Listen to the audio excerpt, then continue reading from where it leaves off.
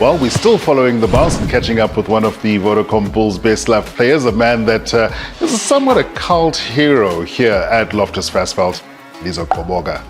Right, well, we are at the Vodacom Bulls, still following the bounce, and I followed somebody into the change rooms, a man who needs very little introduction, Lizo Gqoboka. Always a pleasure to talk to you. Mntakwethu mandibulele ukuqala ngoba namapha enkqubeni ngihamba kahle umuntu akanamonzakalo so ndi-ready for ungene ebaleni ngoku. Nathi siready ukubukela ukusapota.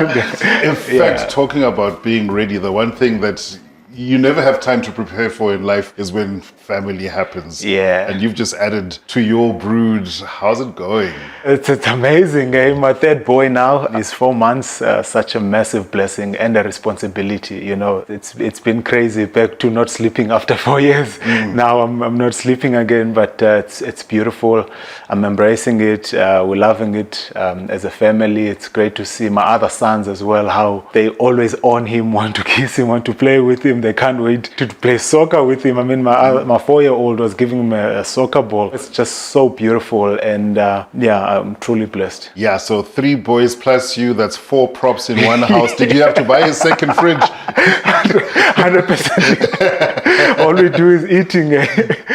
Your upbringing obviously must make you think very much long and hard, very differently about what you want for your kids. When you look at what you do career-wise, do you want to see your boys dabble into a little bit of rugby, or would you say to them, rather look at other things? No, I just give them freedom. I try to see what they like, and I support them in everything that they want. I mean, my son is at Boys High, my firstborn. He was beginning of the year doing rugby, played rugby for the first time, and second term he did archery and some basketball, you know, and it's such a massive privilege to be in a school like that, you know. I never had those opportunities. I only started playing rugby at 18. The age of 14, I was loading sands. I was loading trucks with sands, and at the age of 17, I was working at a funeral parlor, you know, and they're already having better already, you know. For us, it's just as parents to guide them and to support them in whatever they choose. I would like them to choose rugby, you know, but to be honest about I'll support them. Between you and me, don't worry about the people watching. It's not up to you, it's up to the missus. Just saying. 100%. Yeah, so it's beautiful, you know, always tough to balance with you know, how busy schedule we have with rugby, but it's also a privilege to play rugby. You know, millions would love to be in a position that we are in. I'm always try to be intentional and be grateful for the opportunities that I have, you know. But what I would say though is I just try to be intentional. With the time that I have with them, I try to be present, I try to be intentional and not be on my phone while, you know, I'm at home. I try to play with them, and I've come to accept that I'm always tired because, you know, rugby, we're always running, we're gymming, we're doing fitness, you know. I'm always learning about nutrition, I'm learning about ways to recover, and there's just so much information when we prepare to play a game, and you're tired mentally as well, but that's just an excuse if you don't want to play with your kids. You know, I get up even when I've disciplined myself to get up off that couch even when I get home, when they want to play, you know, and I go outside and I play with them. And sometimes I find out they just want to play for 3 minutes or 5 minutes, you know, they just wanted me to get off the couch, have a bit of, you know, kick the ball, they kick to me. The story of your upbringing, I think the first time I heard it brought real tears, not half. It's just such a phenomenal story. Yeah. You talked about it just a little bit, and the difficulties, and know what it is you had to do outside of the house. But you also had to run a household from a very young age. Yeah. You took on this responsibility.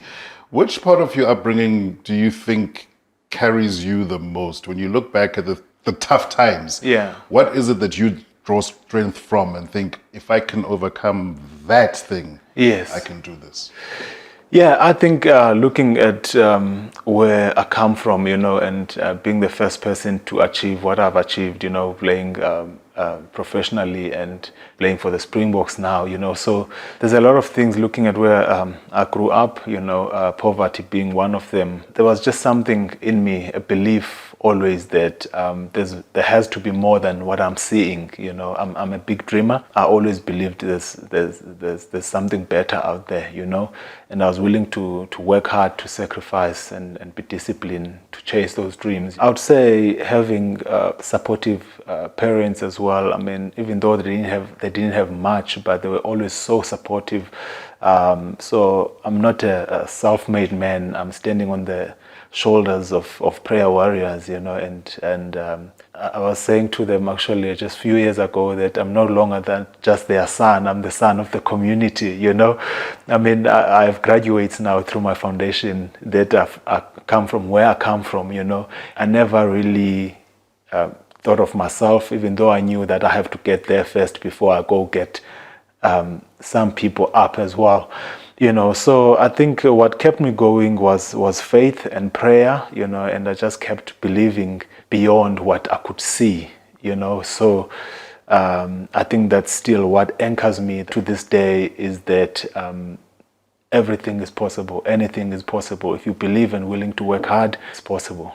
Yeah. I love the fact that you still keep home top of mind, that you still understand the need to go back and uplift the people that you've left behind and help them in their change and their transitions in life. Why did you decide to go foundation route? Was it something that was always at the back of your mind, or did you have conversations? No, I think it's who I am. For as long as I can remember, I've always been generous. I've always been willing to help people. I mean, even before I registered a foundation in PE, when I was still playing for the EP Kings, I started with 3 boys, you know, that were living under the bridge, and I was just bringing them bread. And in less than a month, I had 9 boys. Then we had a meeting every evening at 6, you know. And the tough days was when I didn't have money, because I was still on a small contract myself. And I had my brothers living with me, my nephews, and I was taking care of them. My father was not working. But I would still go there, even though it was tough. And they would be so excited when I come, and I didn't have bread some days, and that was tough for me. But I would still go there, encourage them, share with them. Sheikh Soizwapi, the Springbok 7 captain, he says, Lizo, we didn't know that for about 4 months that every time you left at 6, you went to pray with those kids and be with those kids. They didn't know, because we stayed together, you know. So it's always been in me, you know. So when I decided to register the foundation, I was like, you know what, there's no way I'm the only one that is talented, you know, and sports and stuff like that, but there's just no opportunity, there's no exposure back home.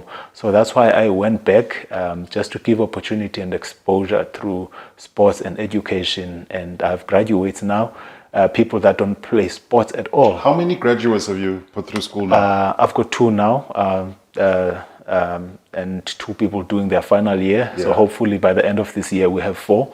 And great news is one of the girls, actually our first graduate ever, was sitting at home for 5 years after matric, never studied, didn't have money. She was cleaning the hotels and being a waitress. And we gave her a bursary, and now she works for Discovery. She's looking after her family.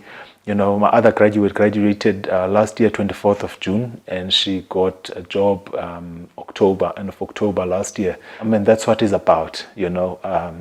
It can't just be about you. You know, God cannot just bless you for you and your 2 kids. It has to be greater than that. 2022 was a key year for you. 150 caps, 100 caps, for the Bulls. Yes. So a key moment. You also overcame injury in that year. Yes. Bounced back, got back onto the field, got back up, won Currie Cup Player of the Year. Yeah. When you look back at this past season? Yeah, it was amazing. I mean, I just love when I look back at last year, because it's such a mixed bag, you know. So many great things, and the highlights were great. My son was born last year, Player of the Year, being a captain of this amazing union, the Vodacom Bulls, for the first time.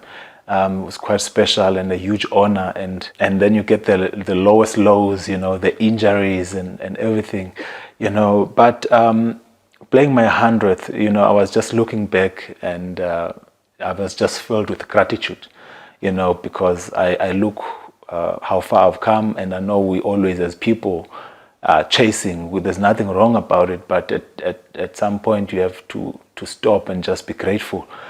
So that's the space I was in, when I played my 100th.